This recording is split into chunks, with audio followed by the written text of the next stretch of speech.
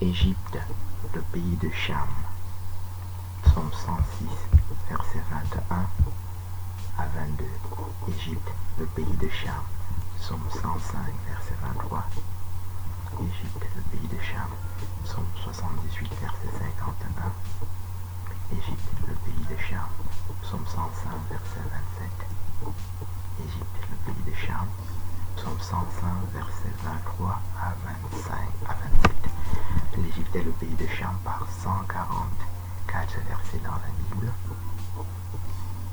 Et Cham est noir, puisque on dit dans Genèse 2, les fils de Cham, Couche, sont là les fils de Cham. Genèse chapitre 10, verset 1 à 32. Et Couche est noir, clairement dans Jérémie chapitre 13, verset 23. On dit Couchite éthiopien.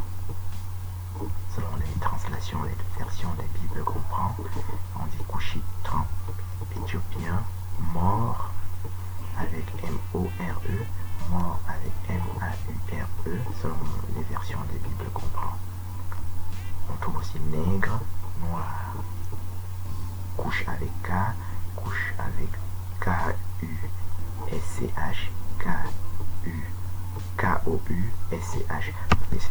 Donc, Couchite veut dire noir dans Jérémie chapitre 13, verset 23, dans toutes les versions de Bible que vous prendrez. Et l'Égypte est dans le pays de Cham. Et ici, nous avons une preuve très très courte que l'islam est faux, parce qu'il y a toute une mythologie selon laquelle il y aurait eu des savants dans l'islam en 1400 ans, et qui auraient inventé antérieurement les mathématiques et certaines autres choses. Bon, nous avons ici la preuve que de nos jours, que ces premières mythologies sont fausses, et qu'aujourd'hui, il n'y a pas un seul savant sur les 1,5 milliard de musulmans sur la Terre. La première étape de la connaissance, c'est de connaître son nom. Un enfant, il commence par dire papa, maman, et après il sait qu'il s'appelle Paul, Pierre ou Jacques. Quand il dit papa, maman, c'est parce que l'homme est intelligent et qu'il doit commencer par s'attacher à l'altérité, et qui pour l'enfant est vital. Mais après, la première étape, c'est de connaître son nom. Il sait qu'il s'appelle Paul ou Jacques ou Pierre. Donc, si tu ne sais pas ça, ça veut dire que tu n'as même pas 1 an ou 2 ans. Donc, le niveau d'intelligence des savants musulmans depuis 1400 ans, c'est 1 an ou 2 ans ou 3 ans, même pas. Puisqu'ils ne savent pas ce que je viens de dire ici. C'est même plus grave, puisqu'ils ne sont pas ismaélites non plus. Genèse chapitre 25. On dit Abraham enfanta Madian. Genèse chapitre 25, verset 1 à 2 jusqu'à 4. Dans le même Genèse chapitre 25, on reprend toute la descendance d'Abraham, Isaac et Ismaël au verset 7 et au verset 13. Ils sont donc les fils d'Abraham. Madian veut dire Éthiopie dans Habakkuk chapitre 3, verset 7. On dit Éthiopie, Madian. En sorte que le troisième fils d'Abraham, ici dans Genèse 25, est éthiopien, clairement.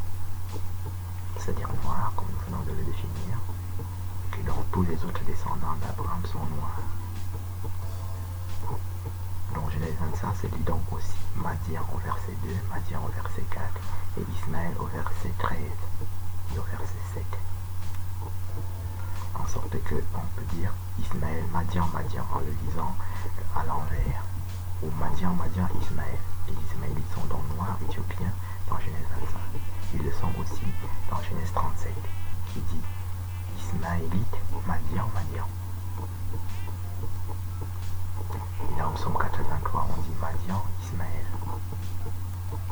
Et dans Juge chapitre 8, on dit Madian, Madian, Madian, Madian, Ismaël.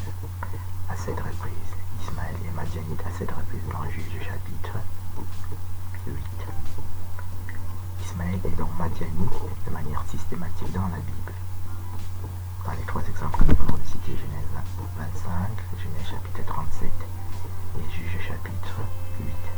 Et même dans Psaume 83 et dans quelques autres endroits encore. Dans Isaïe chapitre 60, on dit Madian, Kédar. Madian, Kédar, Sion. Isaïe chapitre 60. Madian, Kédar, Nebajot, Sion. Et Nebajot, c'est le premier fils d'Ismaël dans le même Genèse chapitre 25 au verset 13. Donc on dit les fils d'Ismaël, Nebajot, Kedar.